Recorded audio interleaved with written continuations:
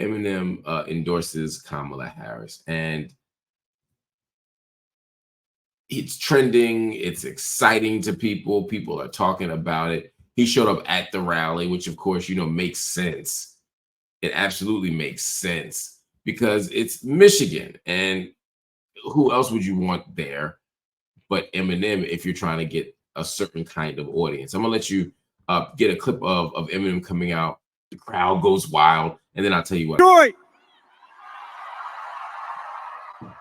What up, though? So look, I wrote down a few things I wanted to say. I love you too. Thank you. I'm here tonight for a couple of important reasons.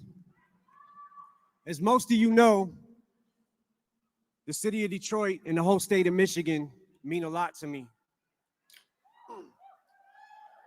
And going into this election, the spotlight is on us more than ever, and I think it's important to use your voice. So I'm encouraging everybody to get out and vote, please. I also think that people shouldn't be afraid to express their opinions. And I don't think anyone wants an America where people are worried about retribution or what people will do if you make your opinion known. I think Vice President Harris supports a future for this country where these freedoms and many others will be protected and upheld. And here to tell you much more about that, President Barack Obama. So it goes from Eminem in Detroit to Barack Obama. I mean, you talk about a barnstorming tour, man. You got Eminem and Barack Obama. In Detroit, it don't get much better. In any country, any city, any state, it doesn't get much better than that if you're trying to get the populist crowd. This is a clear advantage for Kamala Harris. I did see, Trick come out for Donald Trump, but Eminem is another level. Just like she had Beyonce come out, another level. Megan Thee Stallion, big get. Oprah Winfrey, another level. We're going down a list of elites that are endorsing Kamala Harris, and this will play into a certain crowd. It will play into a certain audience. The question, it was two questions, right? One, will it get the voting block that she needs? And two, does it matter? I'm going to start with the does it matter, because that's what I really care about. It might matter in terms of the election outcome, but it shouldn't matter. Celebrity endorsements frustrate me because I find that they are typically not filled with any kind of analysis. They're not attached to any kind of principled argument or passionate argument for the person. They just become popularity contests. Who can get the bigger star? And of course, Democrats get bigger stars than Republicans in general. You'll get Kid Rock over here on the right, and you'll get Beyonce on the left, or Jay-Z. You'll get, Amber Rose on the right. You'll get Oprah on the left. I mean, it's not even close. It's not even close. You may get the billionaires on the right, but you're going to get the celebrities on the left. And yes, that energizes the young people. It excites people. It draws attention. I understand that. But it's a distraction from the real issue, because right now in Michigan, people don't have water. I need a plan for that. Right now in Michigan, people have water, but it's lead filled. I need a plan for that. Right now in Michigan, there are more than 200,000 Muslim voters who are registered who are not inclined to vote for Kamala Harris or Donald Trump, but definitely not Kamala Harris right now, because they feel that their issues and their feelings have been ignored. I need an answer for that. Right now, there are Arab voters all over the state, but especially in places like Dearborn and Ann Arbor, not to mention Detroit, who are sitting here saying, we stand in solidarity with our family in Palestine, in Syria, in Lebanon for sure, in Iraq, in Syria. We stand with them. And as you all continue to either bomb or endorse the bombing of our countries, we can't stand with you. I need an answer for that. But we've gotten none of that. Why deal with Gaza if you can just bring out Eminem? Why talk about fracking if you can just bring out Usher. This becomes the issue, the frustration that so many of us have, not just with Kamala Harris, but with everybody, is that these celebrity endorsements don't get at the core issue. It's just more of the same. Somebody like Ebony, Ebony says, beyond Ebony says, who does Eminem appeal to really? Well, that's just it. It's a lot of it is voter awareness. It's the same thing like an advertising campaign. It's about voter awareness. It's about reminding people to vote. It's about exciting people to vote. It's about making a certain candidate cool so you go out and pull that lever instead of staying home. I mean, there is value in getting these people here.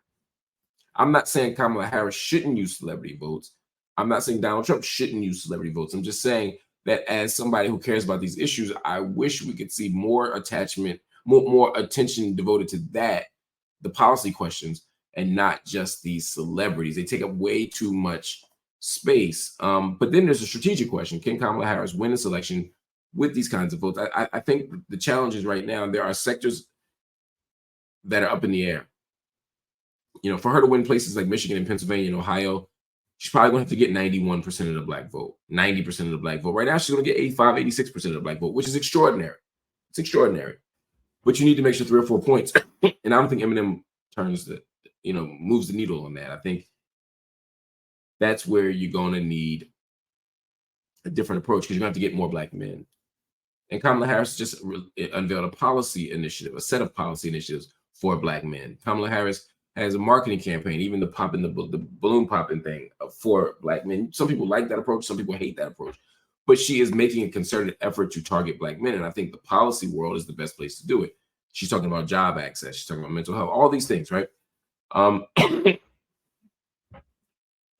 But there are some fundamental issues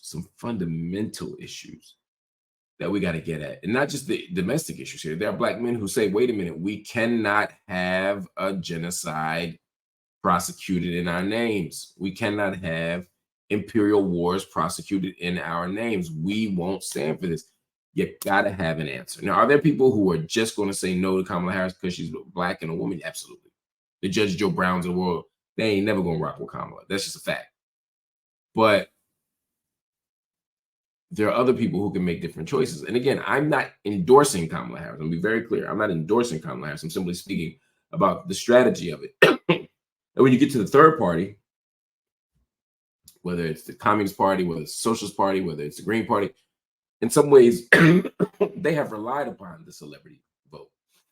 Not just in terms of endorsement, but the candidate themselves, right? I mean, there's a reason that, Cornel West was able to energize so many of us in the Green Party. We were excited about Cornel West. Because if you have a Cornel West, you have instant name recognition. I would argue more people knew Cornel West than J.D. Vance or Tim Walz. There's a way that Cornel West gets into the game, with a fight.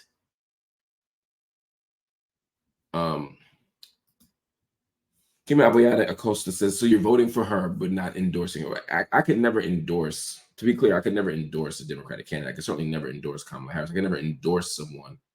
And to me, endorsing is saying that I think this is a person whose politics I share, a person who I recommend. And I don't recommend any of these candidates. If I were voting today, and look, there are days I feel differently, right? But if I were voting today, I would likely vote for Kamala Harris because I believe that it is the best chance for us to fight for the world we actually want.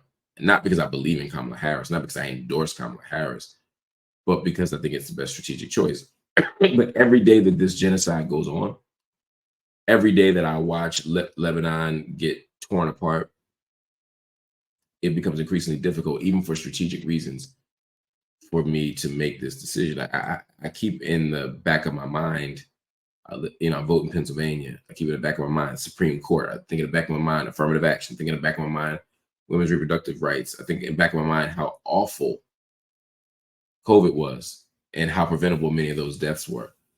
And that's what keeps me in the position that I'm in. And it's a strategic tool. It's not an index of my radical politics. I don't think there's a candidate out here who can end a war. I don't think there's a choice we can make that'll stop the genocide in Gaza as such. So it's a challenge for me. And I'm absolutely, absolutely conflicted. And I never stop being conflicted. And that's just the most honest, transparent answer I can give you. And I know some of y'all disagree with me on this. And I don't feel like I'm just right and y'all wrong. You know, I don't feel, sometimes I feel like that about certain things. This isn't one of them. This is the thing that I openly struggle with. And I just want to be honest about that.